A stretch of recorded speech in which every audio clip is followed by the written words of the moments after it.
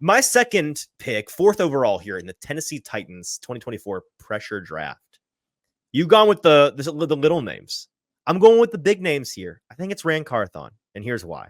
I think Ran Carthon is under a tremendous amount of pressure this year and going forward, as long as he's the GM of the Tennessee Titans. And the number one reason, JT, I want to take you back to the discussion we had a lot this winter. This idea, and I believe it's an original take of mine because I've not heard it elsewhere. So I'm proud of it.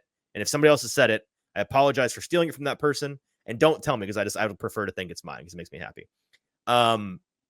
There is a natural cycle when it comes to the mob of fan bases coming for different, like the Grim Reaper of a fan base coming for your soul in the NFL. It cycles between three entities ultimately. It's the head coach, it's the quarterback, and the GM.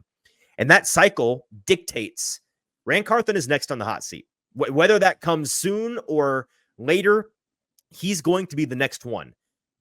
If you look at the timeline, the last grouping here was John Robinson, Ryan Tannehill, and Mike Vrabel. That was the last at each of those positions. They have all since been replaced. First, it was John Robinson, fired in November 2 seasons ago. They replaced him with Ran Carthon in that spot in the offseason. That was before this past season began, right? That was last spring.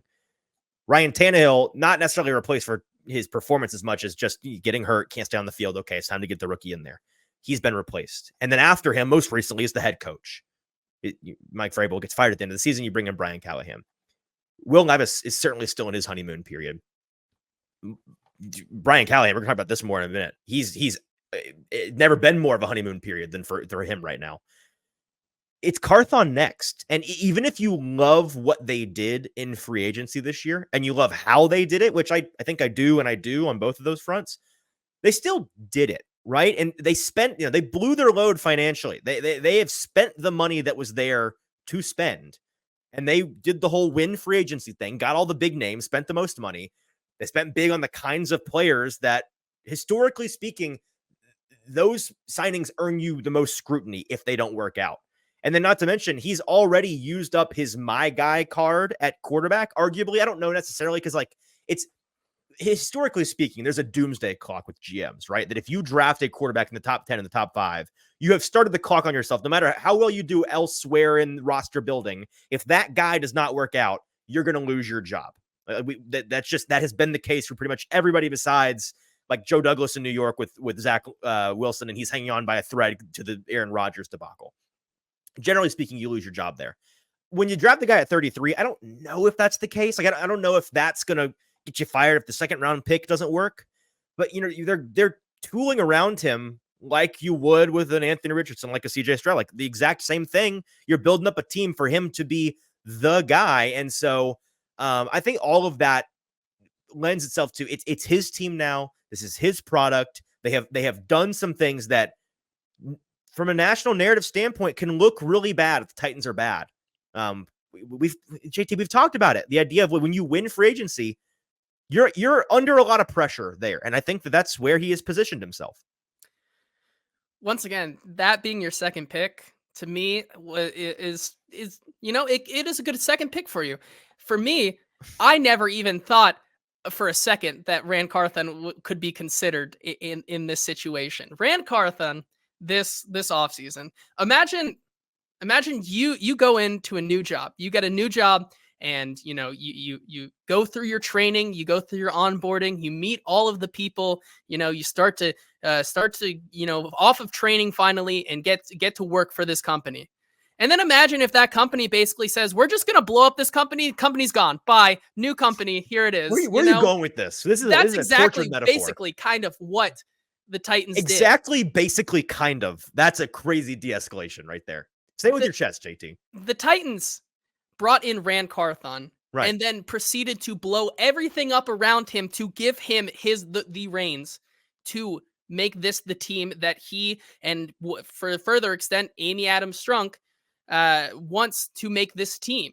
Ran Carthon even said himself, and we've taken this a bunch of different ways, but this really kind of was his first draft that he was truly the guy. Last year he comes in at the early portion of the draft cycle with this team, and he works and collaborates with this team, a word we haven't heard in a long time, but collaborates with this front office, and it probably wasn't all of him. He wasn't the guy running the show back then, as we've come to learn now. Now, with all of that out of the way, this truly was Ran Carthon's first crack at it, if you like, for better or for worse. Mm-hmm. And so to say that Ran Carthon is now immediately under pressure when everything around him kind of was blown up so that he can continue. It has begun. He's under pressure now. I agree.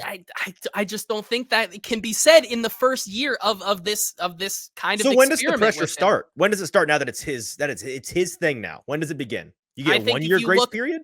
I think you look past 1 year, and because like we've said, this team is not looking to contend right away. I think that's something that we have said is pretty evident from day one, despite bringing in L'Jarius Sneed, despite bringing in Calvin Ridley, despite bringing in all of these like known commodity veterans.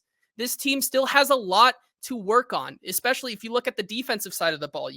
They're bringing in a lot of young rookie guys to play key pivotal parts at the linebacker position. There's still question marks to be had with the front seven as well as the safety position. Like, that defense is not fully ready to become the Titans defense of old yet and be one of the top units in the league.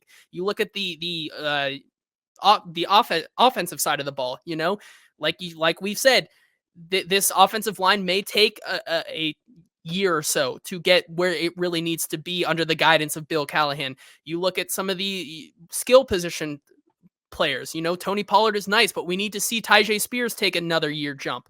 What is the plan? Oh, you mean the guy that he drafted? That guy? The guy that Ran Carthon is responsible for?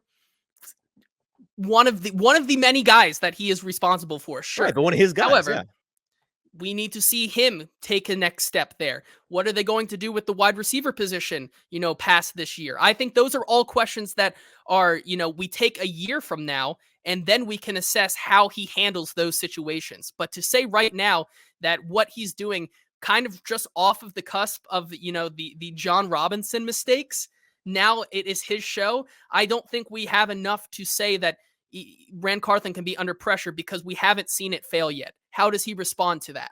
And I think here that's you go again. This idea that because they haven't failed, they're not under pressure is crazy. And I'll just say this, and then we can move on because we are really going along today. Shrike saying that Ran is in his second year. He traded up for quarterback. He's not under fireable pressure yet.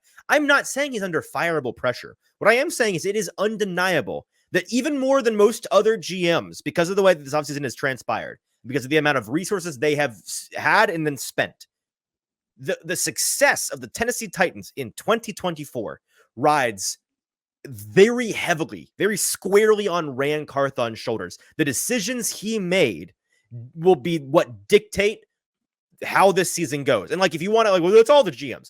I don't think, like, Chris Ballard up in Indianapolis, they decided, let's bring the whole team back except we'll add Joe Flacco. Like, that'll be the whole thing. And then we'll get AD Mitchell and we'll get Latu and we'll call it a day. Same team. I'd say that the pressure is less on him and more on the coaches. Because, like, the idea was they all got together. They said, let's bring in the same guys. We'll coach them up. Like, don't worry. The coaches have got this. The guys we have are fine. I don't think, like, obviously they're guys he drafted or the guys that he signed. And so there's pressure there for sure.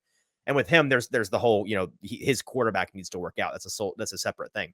With Ran Carthon, it's so different. It's like, coaches be damned, maybe, because these guys you brought in, they either are worth their big dollar contracts or they're not. And that's something that I think within 1 year, within 2 years, we're going to look back either very fondly or very negatively, or I guess maybe with supremely mixed emotions on some of these choices, these contract choices, either amazing masterclass stroke of genius, or like we did with the Patriots after they had that incredible Jonnu Smith, Hunter Henry. There was the quarterback or the wide receiver from the Raiders who I'm blanking on, who he can't catch. I can't forget his name. Like they went and spent a ton. No, it was the guy. Remember that? Nelson Aguilar? Oh, Aguilar. Yeah. The guy that, like, after a fire on local news, he's like, I caught, unlike Nelson Aguilar, that guy. That's what I know him by. We look back on that in a really negative light. And that's the kind of light I think we can look back on Ran Carthon if this does not go well. And that's pressure to me. So, Yeah. Okay. Let's move.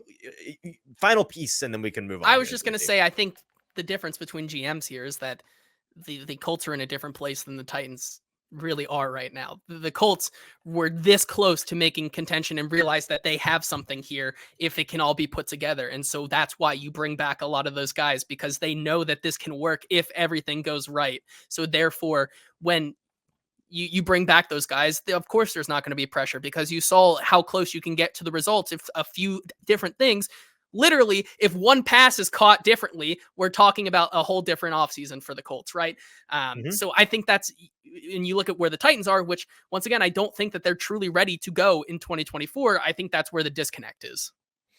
Okay. Well, as Strike, and I understand here, Strike saying as soon as Amy officially chose him and gave him the reins, the pressure clock started. That's where I'm at. That this is 100% where I'm at. It's still high, but if they aren't competitive, he's on the hot seat. That's pressure.